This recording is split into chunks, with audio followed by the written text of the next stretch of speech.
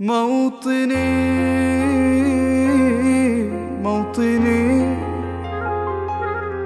الجلال والجمال والثناء والبهاء في رباك.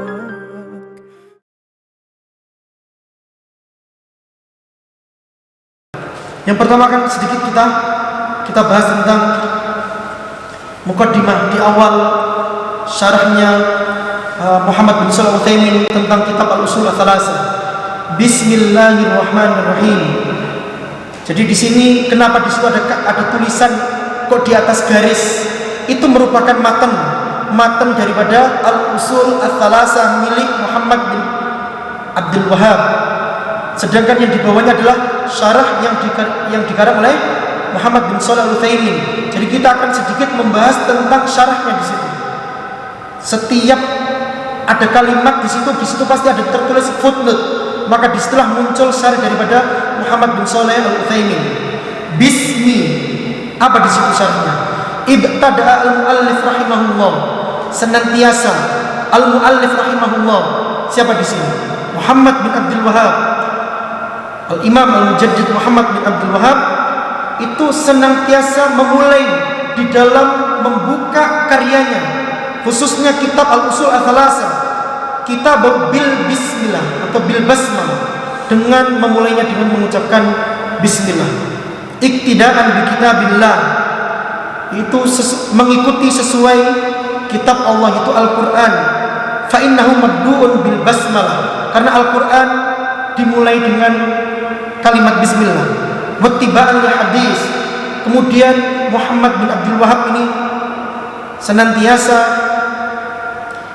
melihat anjuran daripada sabda Rasulullah SAW yang berbunyi kullu amrin dzibalin la yubda fihi bi bismillah fawattar. Setiap perkara yang memiliki urgensi yang sangat penting, kemudian perkara tersebut tidak dimulai dengan ucapan bismillah, fahuwa aktar, maka perkara tersebut, urusan tersebut akan menjadi sia-sia. Kemudian di situ kalimat Allah. Kalimat Allah silakan lihat footnote-nya. Allah ilmun alal bar jalla wa ala bahwa al-ism. Jadi Allah merupakan isim. Alladzi tatba'uhu jami'ul asma', yang mana banyak nama-nama ini selalu nempel setelah kalimat isim Allah. Contohnya Allahu Ar-Rahman, Allahu Al-Azim, Allahu Al-Ghafur. Ini merupakan Al-Ghafur, ini merupakan isim yang senantiasa mengikuti lafaz daripada Allah Subhanahu wa taala. Kemudian kalau di dalam PDF ini Ar-Rahman ini jatuh pada halaman 18. Adapun di dalam kitab ini masih tetap satu lembaran. Ar-Rahman, silakan dilihat untuk footnote-nya. Ar-Rahman ismun minal asma. Ar-Rahman itu merupakan isim daripada nama-nama al-mukhtassah. Al-mukhtass itu artinya yang dikhususkan billah, itu dengan Allah Subhanahu wa taala. La yutlaq ala ghairihi, tidak dimaksudkan untuk makhluknya atau selainnya. War-Rahman maknahu al-muttasif. Sedangkan kalimat Rahman ini memiliki arti al-muttasif, yaitu zat yang memiliki sifat ar-rahmah, yaitu pengasih, al-wasi'ah, yang luas. Jadi pengasih yang luas ini harus dimaksudkan untuk Allah Subhanahu wa taala, bukan untuk makhluknya. Jadi kalimat Ar-Rahman ini harus dimaksudkan yutlaqu 'ala Allah, dimaksudkan hanya untuk Allah Subhanahu wa taala, bukan selainnya, bukan untuk makhluknya. Kemudian di situ Ar-Rahim. Ar-Rahim di sini adalah artinya penyayang. Yutlaqu 'ala Allah azza wa jalla wa 'ala ghairihi. Ini dimaksudkan untuk Allah Subhanahu wa taala dan untuk selainnya, berarti untuk makhluknya. Artinya apa? Artinya adalah dzu ar-rahmah al-wasilah. Artinya adalah Allah Subhanahu wa taala senantiasa memberikan rahmat, Dzu ar-rahmah al-wasilah artinya Allah senantiasa memberikan rahmat. Jadi Allah memiliki sifat pengasih dan Allah berikan rasa kasih tersebut kepada sifat penyayang. Sifat penyayang dan Allah berikan rasa sayang ini kepada hambanya yang kehendaki. Far-Rahman dzu ar-rahmah al-wasi'ah. Maka untuk kalimat Rahman adalah kalimat yang memiliki arti dzu ar-rahmah al-wasi'ah, yaitu pengasih yang luas, yaitu untuk Allah. Jadi Ar-Rahman ini hanya untuk Allah. Sedangkan Ar-Rahim dzu ar-rahmah al-wasilah, yaitu Allah Subhanahu wa taala senantiasa memiliki sifat penyayang yang Allah berikan kepada hambanya. Fa idza jama'a sara al-murad bir rahim al-musil rahmatu ila man yasha' min ibadihi. Ketika kalimat ini digabungkan, maksudnya Ar-Rahman dan Ar-Rahim, maka Allah Subhanahu wa taala senantiasa akan memberikan rahmatnya kepada hambanya yang dikehendaki. Kama qala Allah taala, seperti yang Allah Subhanahu wa taala firmankan, yu'adzibu man yasha wa yarhamu man yasha. Allah akan memberikan azab kepada hambanya yang dikehendaki dan Allah akan menyayangi kepada hambanya yang dikehendaki pula. Surat Al-Ankabut ayat 21. Kemudian di situ di atas garis itu i'lam. Ini fi'il amr. Maka seorang muallif Al-Imam Muhammad bin Abdul Wahab ini langsung menjelaskan, langsung ingin memberitahukan kepada kita i'lam, seakan-akan kita ini seorang yang mendengarkan ini sedang dituntut untuk memperhatikan, tidak boleh lalai, tidak boleh lengah. I'lam langsung menggunakan fi'il amr. Al-ilmu, di situ maksud al-ilmu wa idrakus syai' ala ma huwa alaihi idrakan jaziman. Orang dikatakan berilmu ketika orang tersebut idrakus syai', mengetahui sesuatu, ma huwa alaihi idrakan jaziman, dengan pengetahuan yang sangat jelas. Idrakan jaziman adalah pengetahuan yang sangat jelas. Saya kasih contoh. Ini orang pintar atau ini orang berilmu. Hada rajulun alim. Kalau kita menemukan murid kita, kalau kita menemukan teman-teman kita dia pintar di situ, maka kita kasih julukan hada rajulun alim.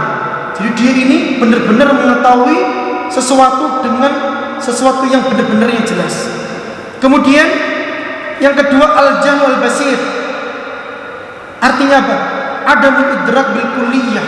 Seseorang yang benar-benar tidak mengetahui hal tersebut. Ketika ada orang yang tidak mengetahui hal tersebut, maka orang tersebut mendapatkan julukan al-jahlu al-basir. Hada rajulun jahilun basitun. Hada rajulun jahilun basir. Ini orang bodoh dan dia basir. Artinya orang tersebut benar-benar tidak mengetahui perkara ini dengan keseluruhan. Kalau orang tersebut mengetahui secara keseluruhan, namanya adalah hada rajulun alim. Adapun ketika orang tersebut tidak mengetahui secara keseluruhan, kita menemukan siswa kita tidak mengetahui apa itu yang membatalkan puasa. Orang tersebut, siswa kita tidak tahu, maka orang tersebut dinamakan jahilun basir. Itu orang tersebut belum mengetahui secara keseluruhan. Kemudian al-jahlu al-murakkab. Al-jahlu al-murakkab itu idrakus syai' ala wajhin yukhalifu ma huwa alaihi. Mengetahui sesuatu, tapi pengetahuannya ini sebaliknya. Ketika pengetahuan tersebut harusnya A, orang tersebut mengartikan salah, mengartikan B. Maka ini artinya apa? Al-jahlu al-murakkab. Hada rajulun jahilun murakkab. Ini orang tidak mengetahui murakkab. Murakkab artinya apa? Berarti orang tersebut memahami pemahaman yang keliru. Ketika orang tersebut tidak memahami secara keseluruhan, namanya jahilun basir. Ketika orang tersebut tidak memahami tapi pemahamannya salah atau lawannya, namanya hada rajulun jahilun murakkab. Kemudian al-wahmu.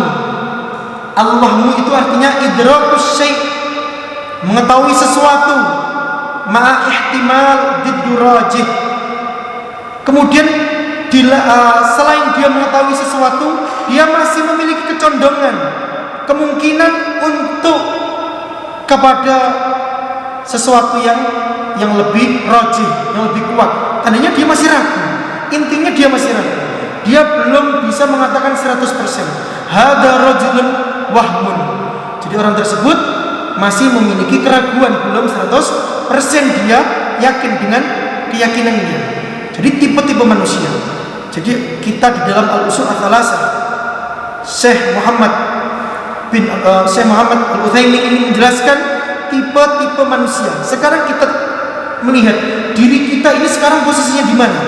Apakah kita ana rajulun alimun, atau ana rajulun jahilun basit, atau ana rajulun jahilun murakkab, atau ana rajulun mahmun? Kita ini sekarang di tipe yang mana? Mudah-mudahan kita di posisi yang pertama. Nahnu rijalun, ini alimun. Memiliki manfaat yang sangat agung, karena memiliki manfaat yang sangat mulia, sangat besar. Maka perkara-perkara yang disebutkan oleh al-muallif Al-Imam Muhammad bin Abdul Wahhab ini memiliki manfaat yang sangat agung. Kemudian kita akan lihat di atas garis di sini. Yang pertama adalah al-ula al-ilmu, yaitu al-ilmu. Maksudnya di sini adalah ma'rifatullah. Seorang hamba harus tahu siapa itu Allah Subhanahu wa taala. Kalau ingin mengetahui siapa itu Allah Subhanahu wa taala, maka kita lihat surat Al-Ikhlas. Qul huwallahu ahad. Katakanlah wahai Muhammad, Allahu ahad. Allah itu Maha Esa. Allahus Samad. Allah itu tempat bersandar. Ketika ada makhluk yang mengaku dirinya sebagai Tuhan, maka kita akan melihat, kita uji dengan surat Al-Ikhlas. Yang nomor 2, Allahus Samad. Allah adalah tempat bersandarnya makhluknya. Makhluk selalu bersandar. Ketika ada orang yang mengaku dirinya adalah Tuhan, kita akan tanya, apakah dia pernah bersandar kepada makhluk yang lain? Contoh, mungkin dia pernah meminta bantuan kepada makhluk yang lain. Ketika orang tersebut meminta bantuan kepada orang lain, maka dia ini bersandar. Sedangkan ciri-ciri ketuhanan Allahus Samad, Allah Subhanahu wa taala tempat bersandar. Dan Allah bukan bersandar, tapi makhluknya yang bersandar. Setiap yang bersandar maka dia ini menjadi makhluk. Maka untuk kategori seseorang yang mengaku dirinya ini menjadi Tuhan, Fir'aun dan lain sebagainya, maka dia sudah gagal kualifikasinya ketika berhadapan dengan surat Al-Ikhlas. Wa huwa ma'rifatullah, yaitu mengetahui Allah. Nomor 3 kita akan bahas di sini. Maksudnya apa? Ma'rifatullah azza wa jalla bil qalbi. Selayaknya kaum muslimin ini mengetahui Allah Subhanahu wa taala bil qalbi, dengan hati, ma'rifatan. Kemudian dengan pengetahuan, tastalzim, yang mengharuskan seorang hamba qabulu ma syara'ahu, yaitu menerima, legowo, tidak selalu memikirkan yang aneh-aneh.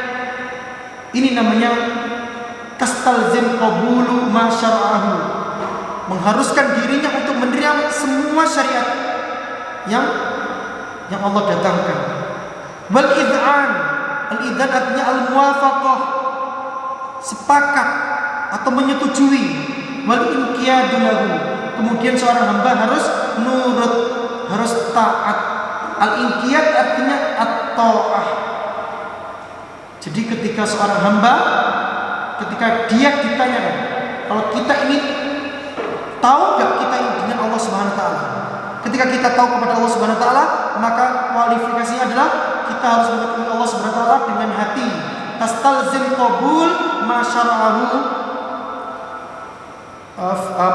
wal id'an wal inqiyadu lahu. Kita harus menerima, kita harus menyepakati yang Allah ajarkan melewati Rasulnya. Kemudian wa tahkim syari'atahu allati ja'a biha Rasulullah Muhammad sallallahu alaihi wasallam. Kemudian tahkim itu diambil dari kalimat hakama yuhakimu, artinya mau menjadikan hukum, itu ja'alahu hukman. Tahkim artinya ja'alahu hukman, menjadikan hukum. Apa yang dijadikan hukum? Syariat yang dibawa oleh Nabi Muhammad Rasulullah SAW. Ini seorang hamba, ma'rifatullah azza wa jalla bil qalbi. Kita mau menjadikan hukum semua yang Rasulullah, semua syariat daripada Rasulullah kita jadikan hukum di dalam pedoman kita hidup sebagai kaum muslimin. Wa yata'arraf al-'abdu 'ala rabbih bin nadhar. Kemudian bagaimanakah seorang hamba untuk mengenal Rabb-nya? Kalau tadi seorang hamba mengenal Rabb-nya harus dengan hati, dengan ini. Sekarang bagaimana caranya?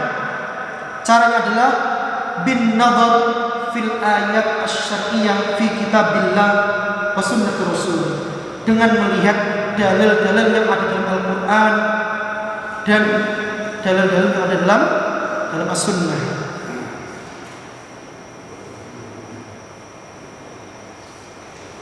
Kita tadi mulai 7:30, insyaallah kita nanti akhiri kurang lebih 8:30-nya. Wan nadhar fil ayat al-kauniyah allati hiya al-makhluqat. Kemudian seorang hamba ketika ingin mengetahui Rabb-nya, yaitu dengan cara apa? Dengan cara melihat atau memperhatikan tanda-tanda makhluknya. Tanda-tanda makhluknya. Seperti firman Allah, wa fil ardi ayatun lil mukminin, dan di dalam penciptaan bumi ini terdapat tanda-tanda kekuasaan Allah, tanda-tanda Allah itu esa. Bagi siapa? Bagi orang-orang yang yakin. Jadi tidak semua orang-orang yang yakin ini akan mendapatkan tanda-tanda tersebut. Contohnya ketika datang gerhana bulan, gerhana matahari, ini merupakan tanda-tanda. Bagaimana sunnahnya ketika datang gerhana bulan, gerhana matahari? Sunnahnya itu bukan kita disibukkan dengan melihat kapan fullnya gerhana bulan atau gerhana matahari, itu bukan di situ. Karena ketika zamannya Rasulullah terjadi gerhana ini sangat jarang sekali. Ketika terjadi gerhana seakan-akan akan kiamat, karena saking jarangnya terjadi seperti ini. Sampai Rasulullah ini memerintahkan untuk sholat. Disunahkan ketika sholat gerhana adalah ketika sholat gerhana selesai, maka gerhana itu selesai. Bukan orang berbondong-bondong membawa alat, meninggalkan sholat, sudah nggak sama sekali untuk sholat, terus dia fokus dengan neropongnya. Ini merupakan kelalaian daripada kaum muslimin. Cukup mungkin 1-2 orang atau mungkin alatnya dipasang, tapi kita nggak boleh untuk disibukkan. Sunnahnya di mana? Sunnahnya yaitu kita melaksanakan sholat. Karena memang sunnahnya adalah kita melaksanakan sholat sampai gerhana tersebut selesai.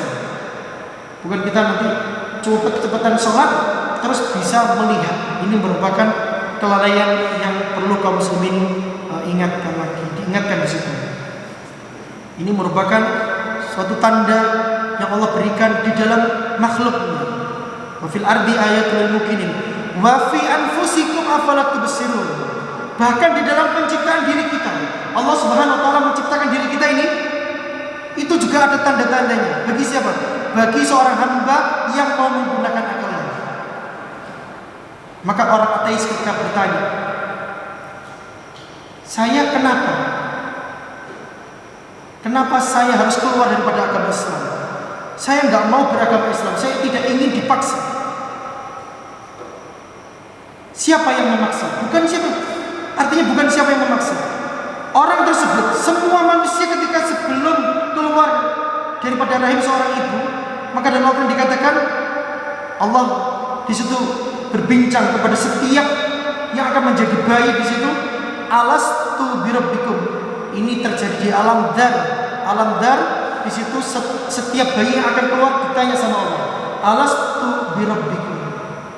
Bukankah aku ini Tuhan? Kata Allah. Semuanya sepakat. Qalu bala syaitan.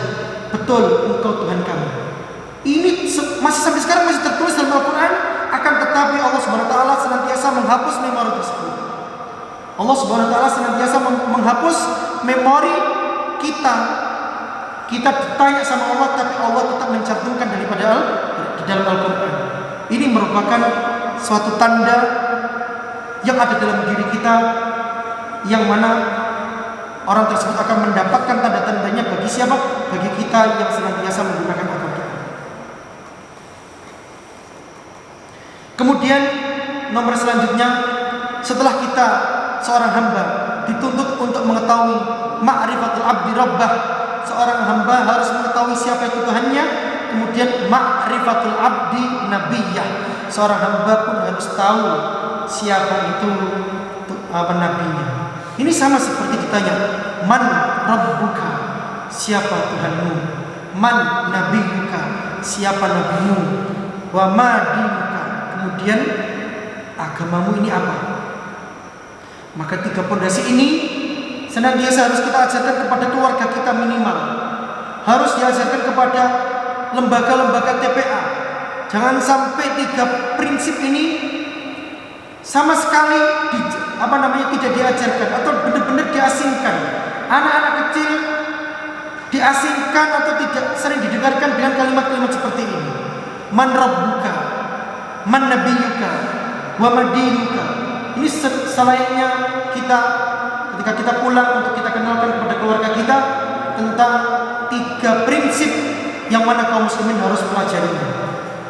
Ma'rifatu al-abdi nabiyyah. Kita akan bahas sedikit, yaitu di bawah garis itu ma'rifatu rasulihi Muhammad sallallahu alaihi wasallam, yaitu seorang hamba harus mengetahui atau memiliki pengetahuan tentang rasulnya, yaitu Muhammad sallallahu alaihi wasallam.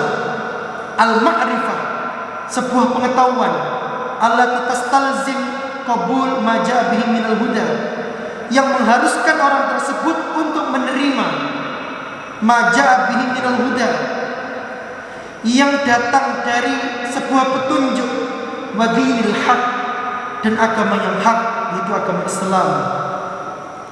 Kemudian wa tasdiquhu fi ma akhbar, kemudian kita seorang hamba, seorang kaum muslimin harus mengimani, harus menyetujui, harus meyakini, mempercayai fima akhbar, semua yang dikabarkan oleh Rasulullah SAW. Ini merupakan bentuk iman kita kepada Nabi Muhammad Rasulullah SAW. Kita harus mempercayai semua yang Rasul kabarkan. Wamtisal amrihi fima amar, kemudian menaati, intasala yang tasiru imtithal, artinya at-ta'ah, yaitu menaati, amrihi, semua perintahnya, fima amar, yang diperintahkan, wajtinab ma naha anhu wa zajar, mencegah atau menjauhi. Wajtinab artinya menjauhi, ma naha anhu, semua yang dilarang oleh Rasulullah SAW, wa zajar. Kalimat naha sama kalimat zajaro itu artinya sama, yaitu mana ayam na'u, artinya yang dilarang. Wa tahkim syariatihi, kita bahas lagi, yaitu menjadikan hukum syariatihi, yaitu syariatnya. Waridho, kemudian ridho, bihikamihi, dengan hikmah-hikmah. Qala Allah azza wa jalla, seperti firman Allah, fala wa rabbika la yu'minun hatta yuhaqqimuka fima shajara bainahum thumma la yajidu fi anfusihim harajan mimma qadaita wa yusallimu taslima. Ini disebutkan di dalam surat An-Nisa.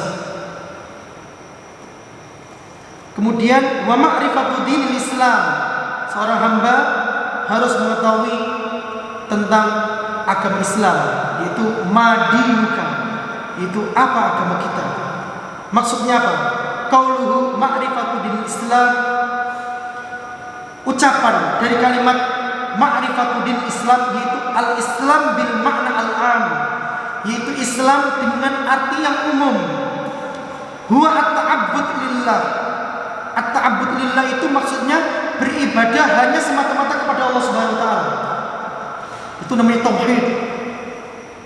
Tauhid itu ifradullah, menjadikan Allah satu-satunya yang pantas untuk disembah. Kalau kita belajar tentang tauhid, tauhid artinya menjadikan satu. Tahkim itu menjadikan hukum. Tauhidullah bil ibadah artinya menjadikan Allah satu-satunya di dalam ibadahnya kaum muslimin. Itu namanya tauhid. At-ta'abbud lillah itu artinya kita beribadah hanya semata-mata kepada Allah Subhanahu wa taala. Bima syara'a, dengan apa-apa yang disyariatkan. Itu Al-Qur'an. Mundu an arsalallahu ar-rusul, sejak Allah Subhanahu wa taala mengutus ar-rusul. Di situ kalimat ar-rusul berarti jamak. Jamak dari kalimat rasulun. Ini mufrad. Rasulun, rasulani, rusulun. Berarti Allah Subhanahu wa taala senantiasa, Allah Subhanahu wa taala ini selama ini telah mengutus banyak rasul. Jadi ketika kita seorang talibul ilmi membaca sebuah kitab, di situ ada kalimat rasul dan kalimat rusul, maka di situ memiliki arti yang berbeda.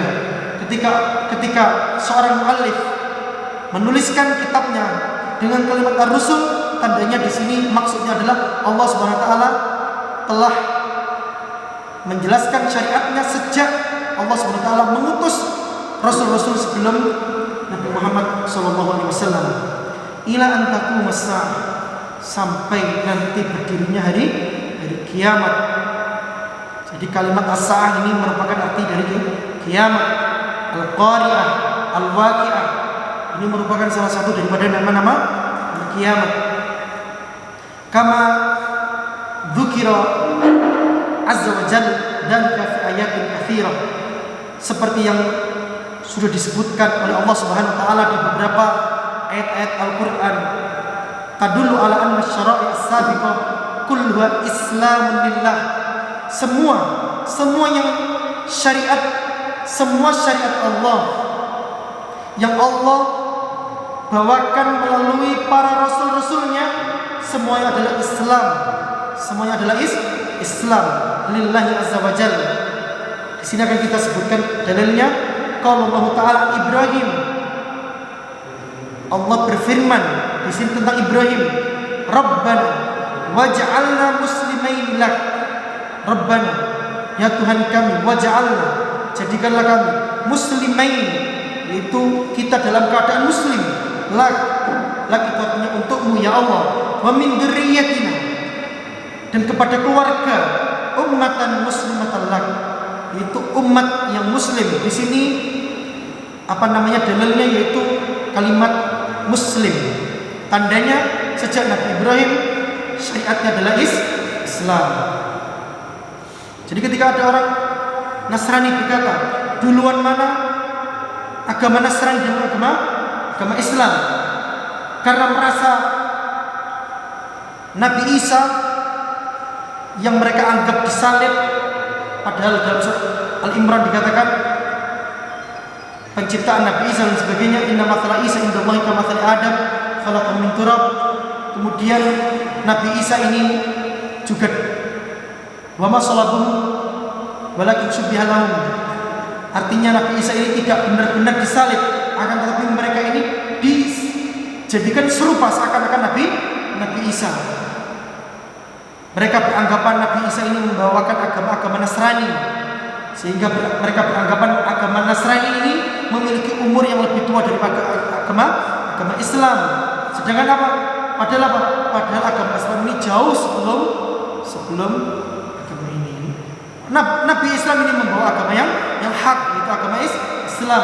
Karena setiap nabi yang Allah utus di situ mereka mengajarkan kepada tauhid, kepada menyeru hanya untuk beribadah satu-satunya kepada Allah Subhanahu wa taala. Semua yang disampaikan oleh rasul yang lain sebelum Nabi Muhammad ini semuanya adalah menyeru untuk mengesahkan Allah atau menjadikan Allah adalah satu-satunya yang pantas untuk disembah. Maka kalimat la ilaha illallah artinya adalah la ma'budu bihaqqin illallah. Tidak ada Tuhan yang pantas atau yang patut untuk disembah kecuali kepada Allah Subhanahu wa taala. Maka arti yang paling benar dari kalimat la ilaha illallah adalah la ma'budu bihaqqin illallah.